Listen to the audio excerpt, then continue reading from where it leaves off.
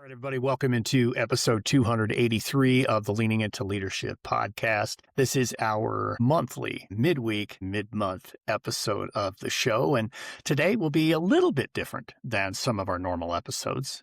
No guest, no interview, just simply a conversation. It's just me flying solo today. Over the last couple of weeks, I've spent so much time traveling across the country.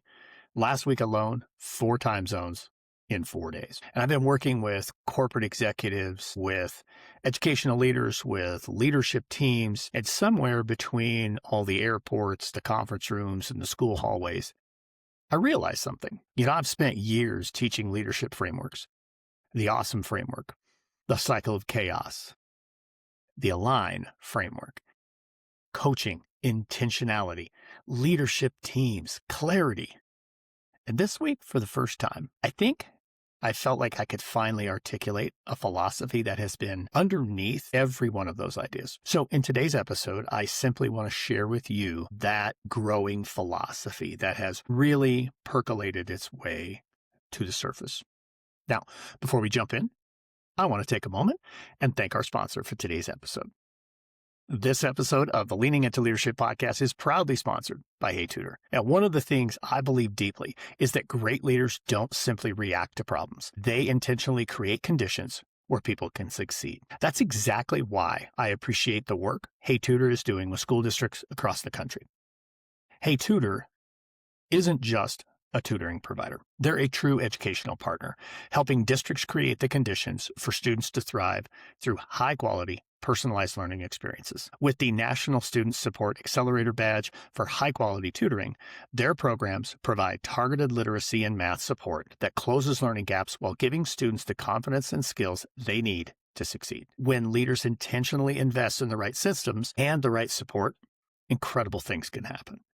To learn more about how HeyTutor is helping schools create those conditions for success, hit the link down in the show notes or go to heytutor.com and let them know you heard about them here on the Leaning Into Leadership podcast.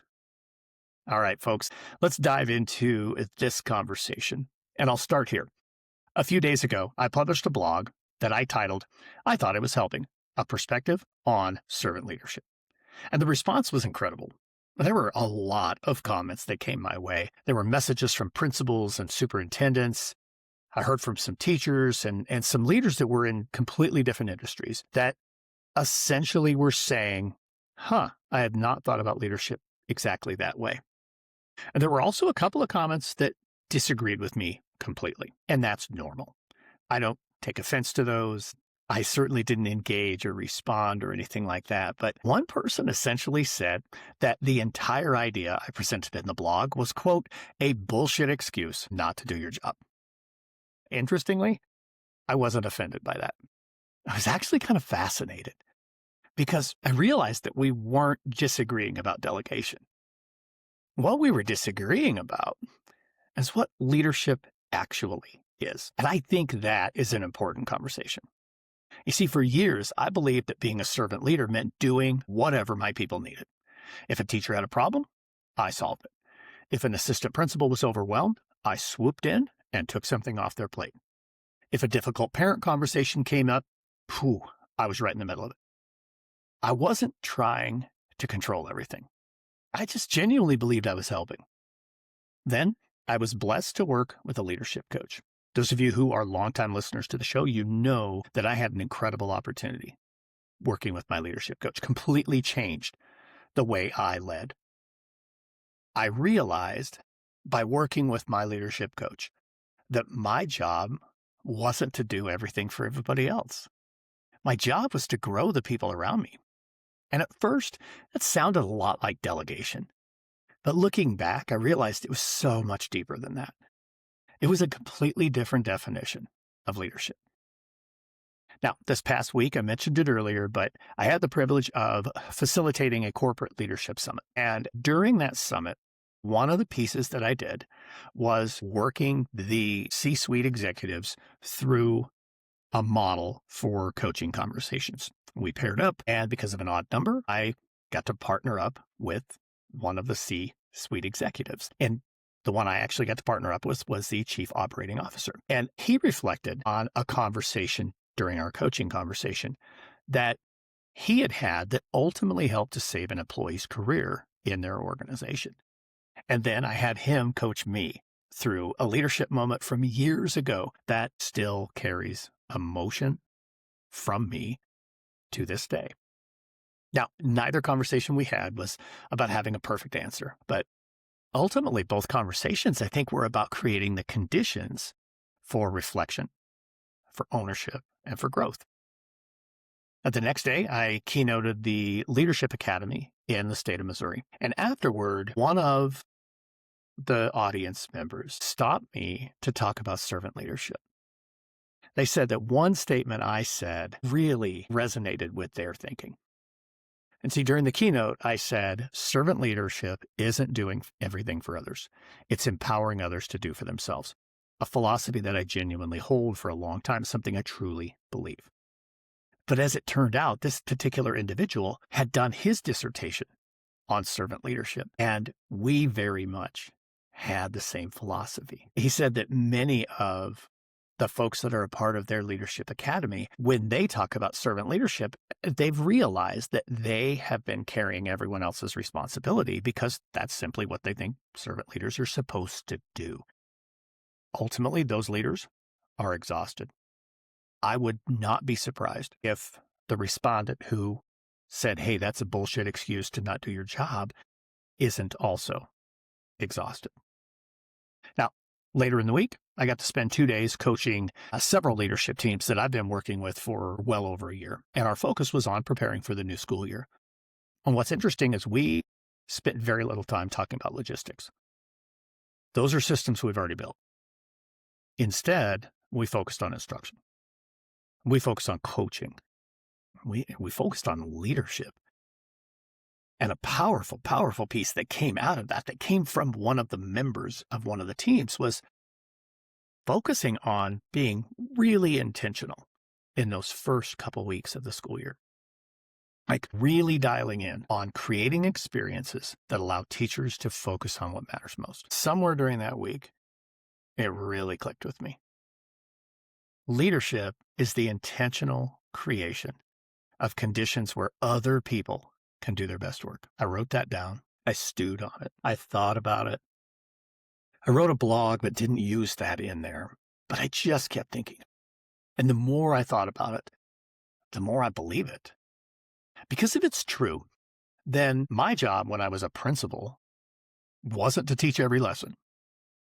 It was to create conditions where great teaching happened on a regular basis. My job as superintendent wasn't to solve every problem. It was to create conditions where my principals could lead confidently. My job today is not to tell leadership teams what to do. It's to create the conditions where they discover what they're capable of doing together. Think about how much changes when you adopt that philosophy. Suddenly coaching makes sense. Your systems will start to make sense. The aligned framework makes sense. Cycle of chaos makes sense. I mean, this is my thinking through the course of this week. It all simply makes sense because the reality is the cycle of chaos happens when leaders stop creating conditions and start doing everybody else's work. We become firefighters instead of being architects. We become first responders instead of being developers. We become problem solvers instead of people growers. And the most ironic part of it all is we do all of that because we care so much. We want to help. We want to support. We want to serve. But sometimes the most servant-hearted thing we can do is ask another question instead of providing another answer. Sometimes the greatest act of leadership is trusting someone enough to let them struggle, reflect, learn, and grow. That's not abandoning people. That's believing in them. Takes me back to the people who I always identify as my greatest mentors. There are 3. My very first principal, the assistant superintendent who led human resources, who really helped me to learn so much about leadership, and then my leadership coach. Each one of them gave me the space to struggle, but they pushed me to reflect. They pushed me to learn. They push me to grow. So maybe the question isn't, what should I do? Maybe the better question is, what conditions am I creating? Am I creating clarity or am I creating confusion? Am I creating ownership or am I creating dependence? Am I creating confidence or am I creating fear? Am I creating growth or am I creating compliance? Because every meeting that you lead, every coaching conversation you're a part of, every system you build, every expectation that you communicate, heck, for that matter, every hallway interaction, every difficult conversation, every decision you make creates conditions. And people experience those conditions every single day. So maybe leadership isn't measured by how much we carry. Maybe it's measured by how much capacity we create in others. I've spent 26 years in education and another 5-year chapter of my life coaching leaders all over the country. I've shared a ton of frameworks over those years.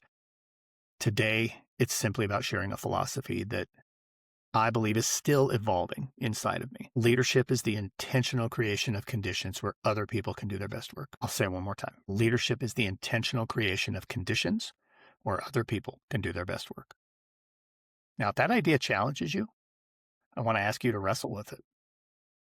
If you disagree with it, I want you to think about why.